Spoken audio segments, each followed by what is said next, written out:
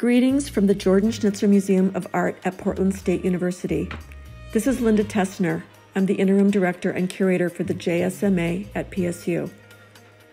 On March 5th, the JSMA opened 2 new exhibitions, Arvie Smith, 2 Up and 2 Back, and Daniel Duford, John Brown's Vision from the Scaffold. And like every other museum and gallery around the world, by March 13th, we had to shutter our doors due to COVID-19. We quickly pivoted and posted Arvie's and Daniel's exhibitions online. You can view their exhibitions at pdx.edu/museum-of-art. In lieu of the exhibition programming that we had planned, we offer this virtual gallery talk with Arvie Smith.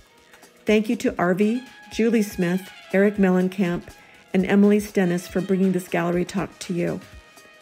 I greatly look forward to welcoming you back to the Jordan Schnitzer Museum of Art at PSU as soon as we can reopen. Hello, my name is Arvie Smith. Welcome to the tour. I would like to thank the Jordan Schnitzer Museum of Art for exhibiting my work and for investing resources and time into creating a virtual tour of my current exhibit of 2 Up and 2 Back.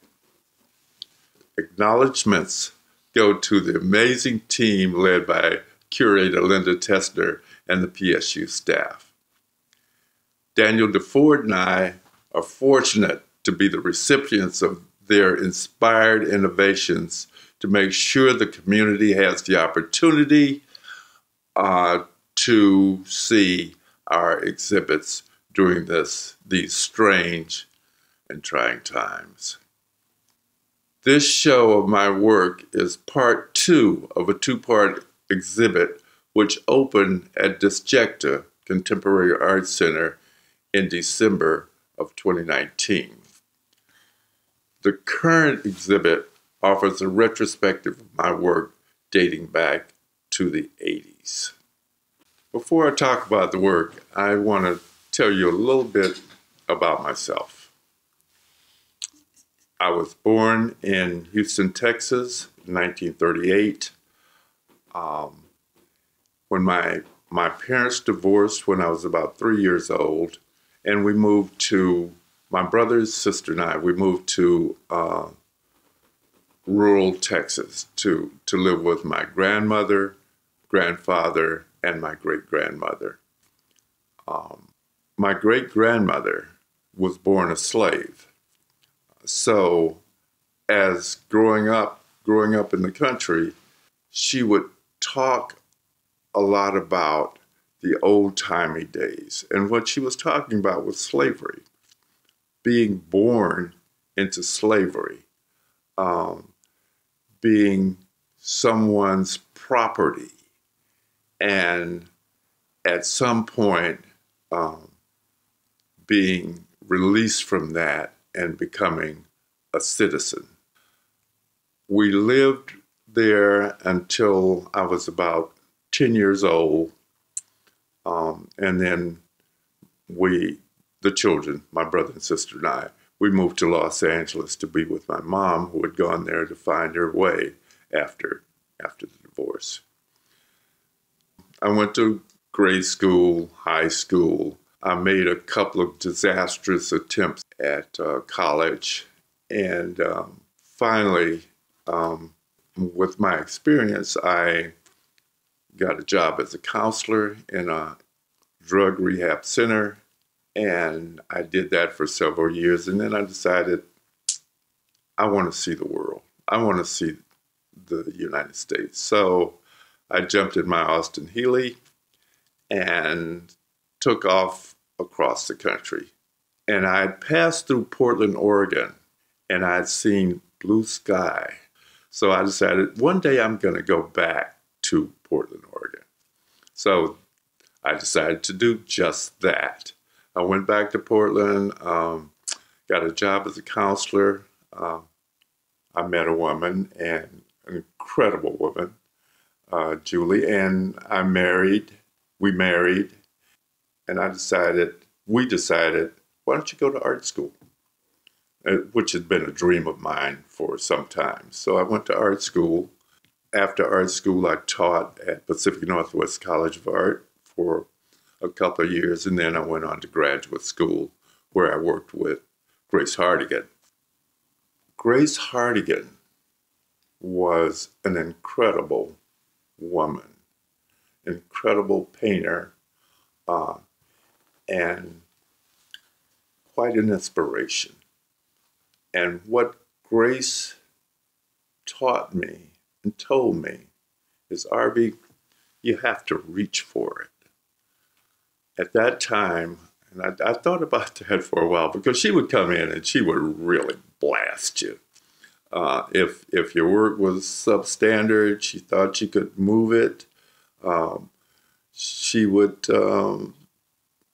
instruct you to push it till you ruin it.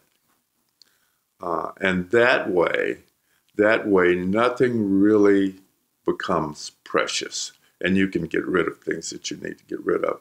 That's a big lesson with painters, is sometimes that thing that you really love really has to go because it's not working in the piece anymore. After graduate school, I got a show in New York at 55 Mercer that actually Grace arranged for me. During my show at 55 Mercer in New York, the president of Pacific Northwest College of Art came to see my show. And while she was there, she said she offered me a job. If you ever come back to Portland, we'd like to have you work for us. And I taught at the Maryland Institute for a couple of years, and then it was time to go back to Portland. And I accepted that job at Pacific Northwest College of Art. And I worked there. Well, I taught art for about 23 years at Pacific Northwest College of Art, the University of Oregon, and Portland State, and other places, but mostly at Pacific Northwest College of Art. After teaching for, as I said, about 23 years, I decided it's enough already. It's time for me to retire and concentrate on my work.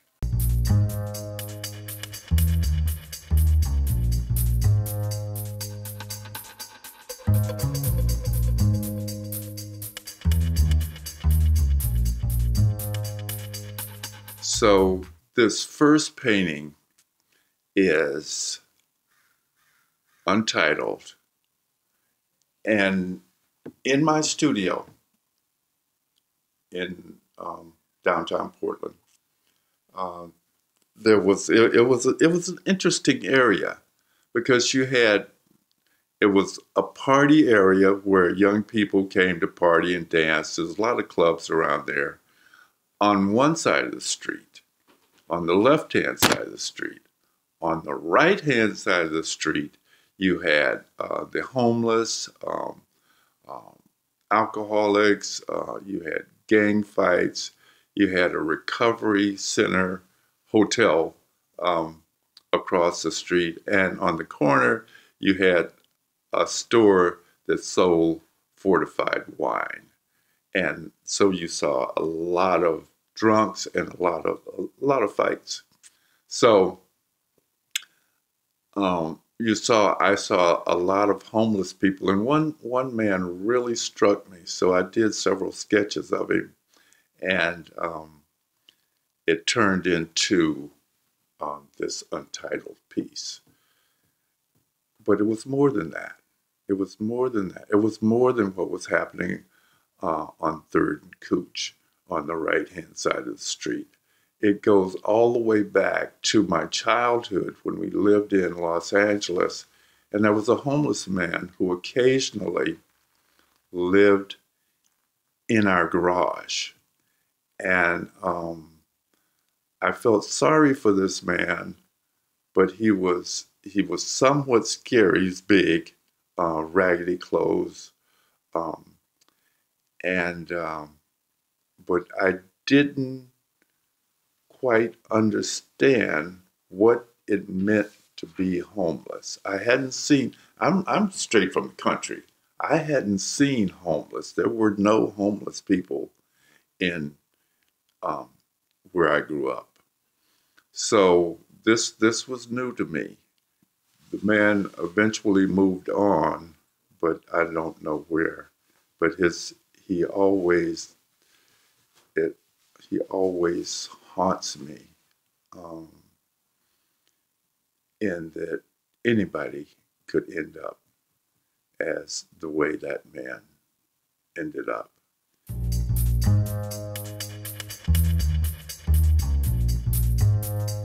The man in the Untitled Portrait was an actual person. He was a man that sat in front of the rehab hotel all day long, um, and he just sat there. Um, and so I would come into the studio, he would be sitting there, I would leave the studio, he would still be sitting there. So finally, I had to do something with that image.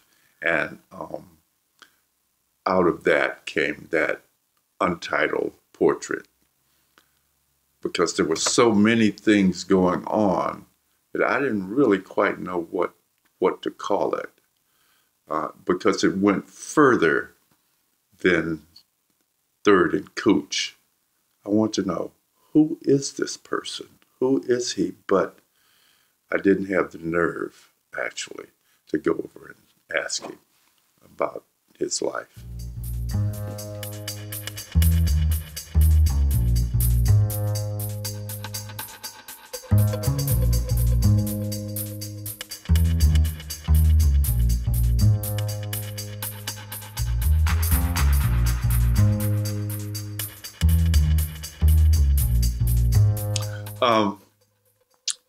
The second painting that I'd like to talk about is Boys' Night Out. In 1988, a young man from Ethiopia, a student here in Portland, was attacked by 3 white supremacists. And apparently these white supremacists were out on a date because they had their girlfriends with them. And they attacked this young black man, and they beat him to death. And there didn't seem to be much of the kind of uproar I thought that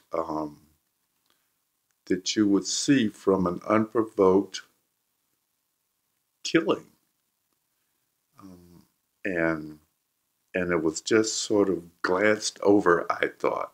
So I called it Boys' Night Out because it seemed like it was so casually met by the public and the media. Just another black man beaten to death.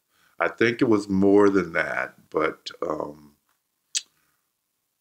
I had a visceral reaction to it. So at the time, I was showing at Blackfish Gallery here in Portland, and I had to do something about how that made me feel. So these 3 men beat this man to death with a baseball bat. And so I did this painting, and when I put it on the wall in the gallery, I was still just enraged. So I took some red paint, and I made sure that this red paint was kind of the color of blood, and I splashed it on the painting and on the wall. And it was a release. it was fighting back. It was saying, this is unacceptable. You can't do this to our people. And Julia Bernard, who was a commentator and a talk show host, came into the gallery and she said, "Arvie, this is important work." And I was a little bit surprised that she would say that, but it was definitely important to me.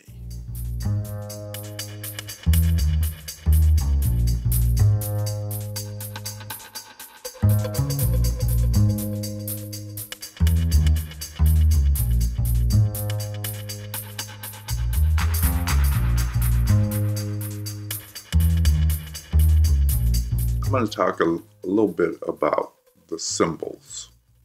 What I'm doing with symbols like what's been called darky iconography, the big eyes and the big bulging eyes and the big lips and the long dragging arms and people looking like monkeys, which has always been one of those derogatory images that's been connected with Black people. So I use these images to throw it back into the face of the people who made these images. Black people didn't make these images. We didn't put these images in our cartoons and in the cartoons and comic books. We, as African Americans, don't create this atmosphere of white supremacy, but we've all been socialized, and we've had over 400 years of socialization that says explicitly that white people are superior to Black people. And so these symbols, I use them to encourage people to reflect on that fallacy. That's not true. That cannot be quantified. That's a fallacy. So I want people to look at that and look at the images and then bring their frame of reference to the work. Where are you coming from? What do you see here? What has your experience taught you about Steamboat Willie, about Mickey Mouse, about Felix the Cat? All of these images that are what has been called darky iconography, that takes off from the minstrels and continues in some forms to this day. And you have figures like Popeye, Donald Duck, Blondie, Pinocchio. These cartoons might seem innocent, but if you really look at Popeye and his friend, his girlfriend, Olive Oil, it's, in my opinion, it's misogynistic, it's violent, and it's designed, I think, to influence children, because these are children. Why else would you put that unless you were trying to, in some way, impact the viewer? I put these images in my paintings because I want people to reflect and bring their frame of reference. We all saw these comics. But I'm sure that, I would guess that my reaction to a an image that I think is just simply outrageous, and in our popular culture, this Paul Frank image, it's strictly, it's it's verbatim some of this dark iconography. It's the same thing, and these things never seem to go away. They just find new iterations. They find another way to demean Black people, minorities, and advance the white majority.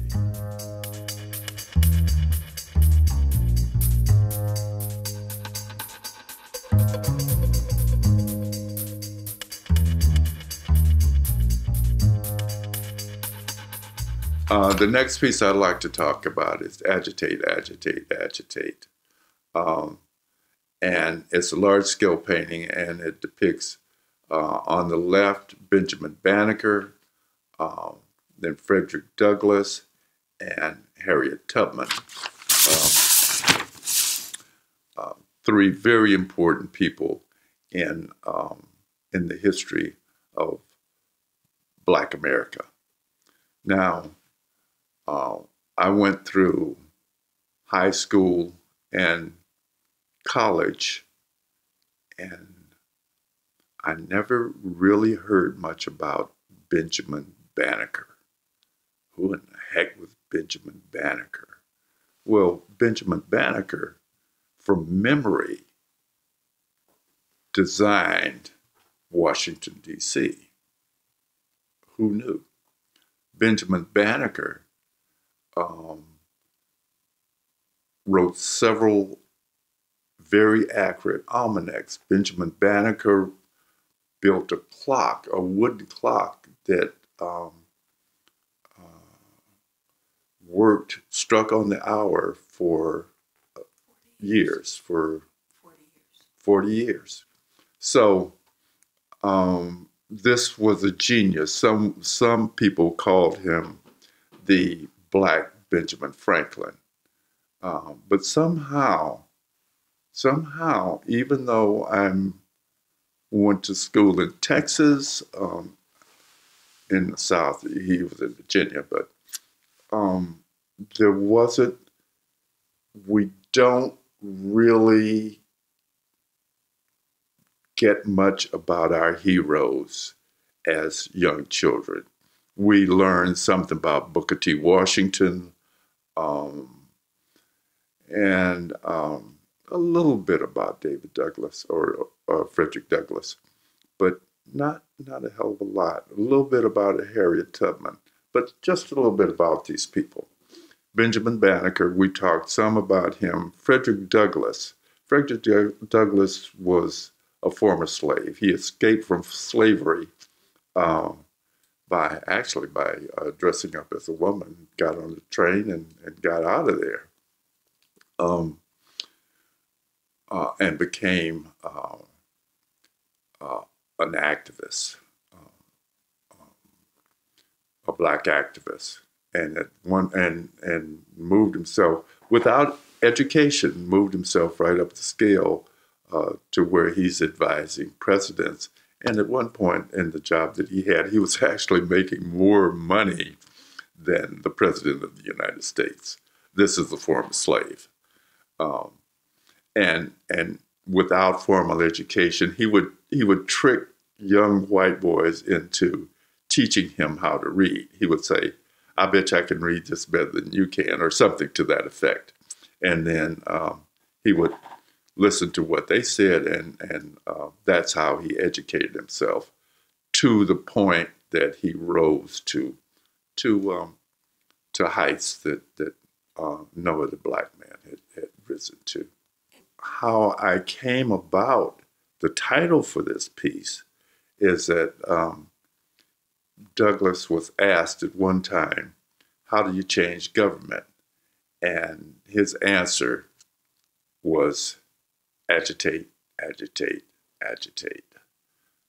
So that's where I got that title, and that's pretty much what I believe, that nothing changes without direct action. And nothing changes unless you agitate.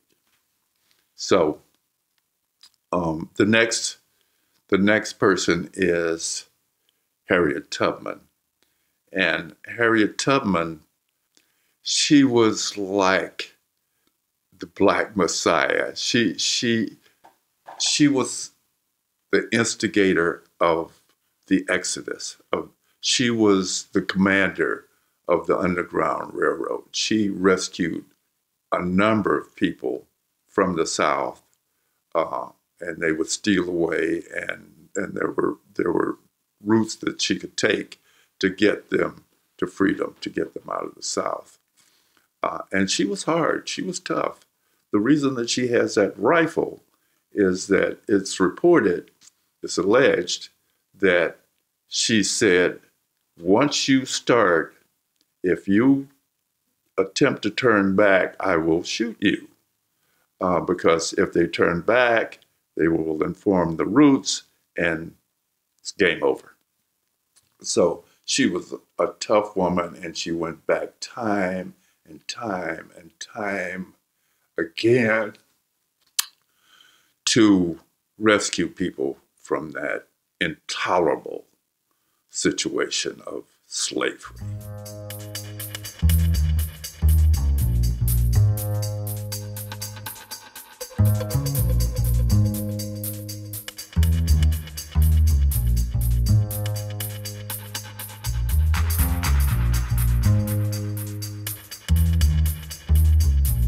The next piece I'd like to talk to you about is manumission.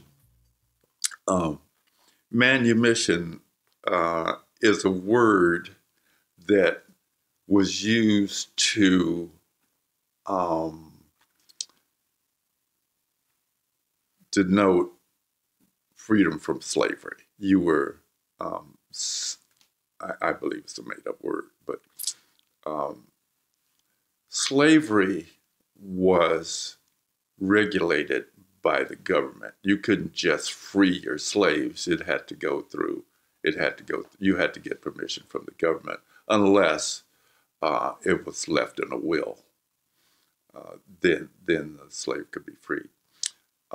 So again, we're working at a number of levels. And in this one, I really feel that I'm being somewhat cynical. Not somewhat cynical, I'm being cynical. Because there was the way is that if someone decided to free the African man or woman, they would sign papers, get permission from the government, and they were manumitted. That didn't happen very often. So, but a lot of us were killed. And there was something called the casual killing of a slave. And they could casually kill you, and what you had to do is pay the owner of this person what he was worth, and that's the end of that game. So I'm being cynical in that sometimes they killed you and you were manumitted. That was one of the only ways of getting out of that inhumane institution called the peculiar institution called slavery, where human beings are owned by other human beings and treated in any way that they saw fit. In manumission is a diptych, large-scale painting, and it depicts a lynching. To do this piece, I was working on an assignment in Baltimore, and I was working with a group of artists and students on a show called At Freedom's Door. And for that, I did this piece, and talking about freedom and man's inhumanity to man.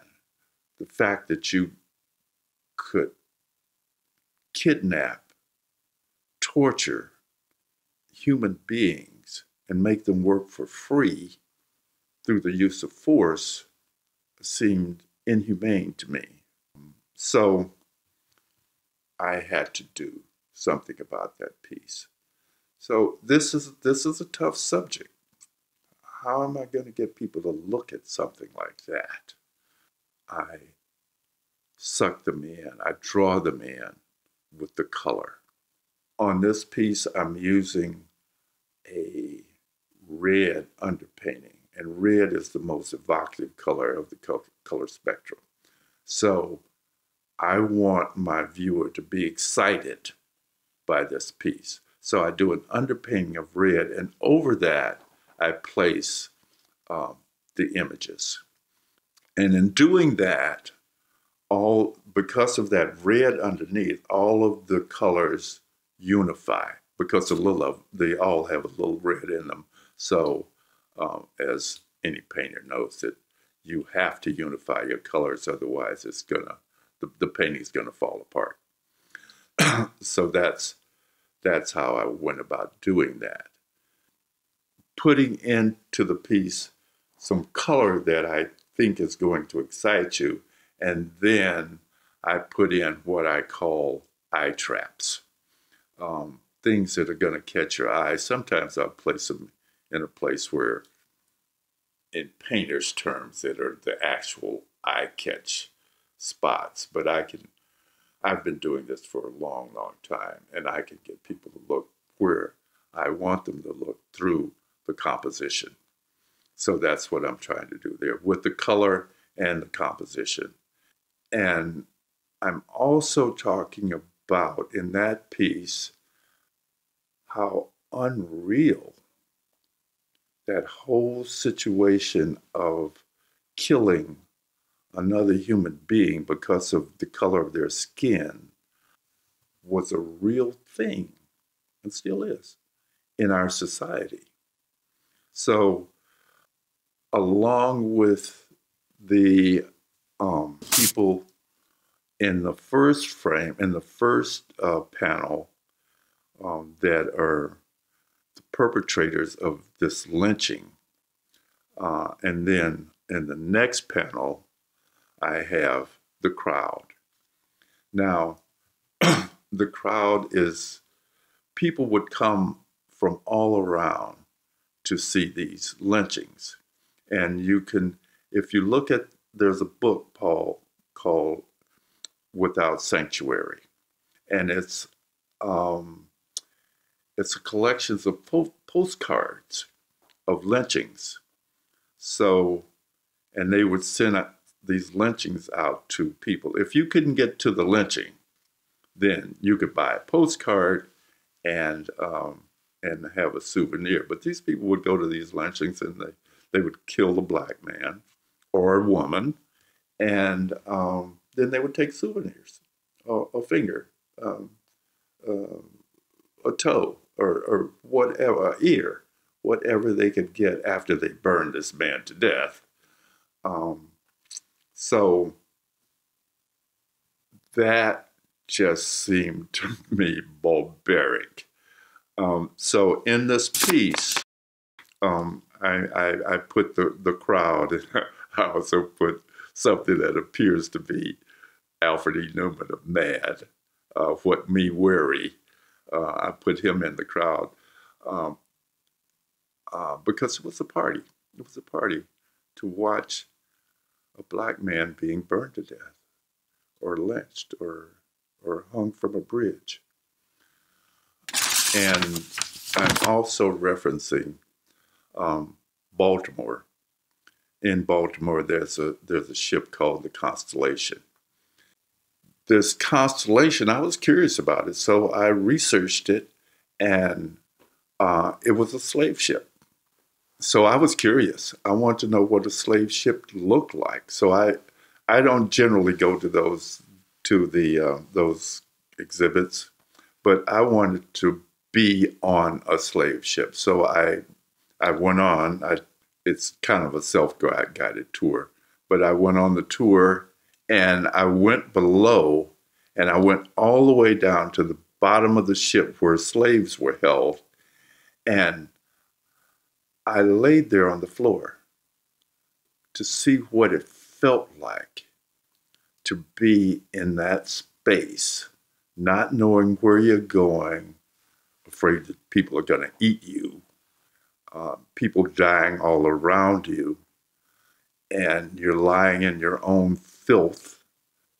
I wanted to know, what did you see? What did you see when you were laying there for sometimes months on end?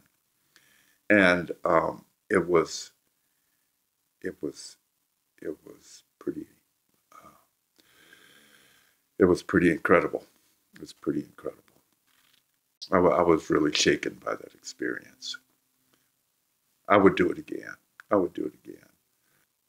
Because I think that I have the chance and I have the responsibility to know what somebody that who I am a part of was probably on one of those ships and probably saw a much dirtier version perhaps, of what I saw.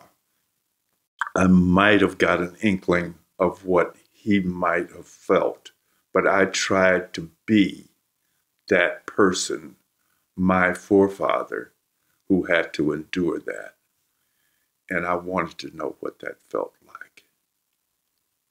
I wanted to be able to own those kinds of feelings in order to understand or help me understand this world that I live in and the responsibility that I have in making some changes. So that kind of takes me through the paintings, and I hope I haven't lost you. It's long, it's tedious, but I think it's important work. I think since I have the talent, and somehow it's my responsibility to use that talent to help elevate understanding of who we are as a people. I'd like to close now, and I'd like to leave you with this. My great-grandmother, who was born a slave, told me, "Watch the signs, boy." I use this advice as a portal to recognize inequities, and I use my art as an expression of resistance. With color, beauty, and the language of art, I invite the viewer to examine, explore, and question their own perspectives. Perhaps through understanding and empathy, we will find a way to positively impact the divisions between people of the world. Thank you very much. Thank you for joining me.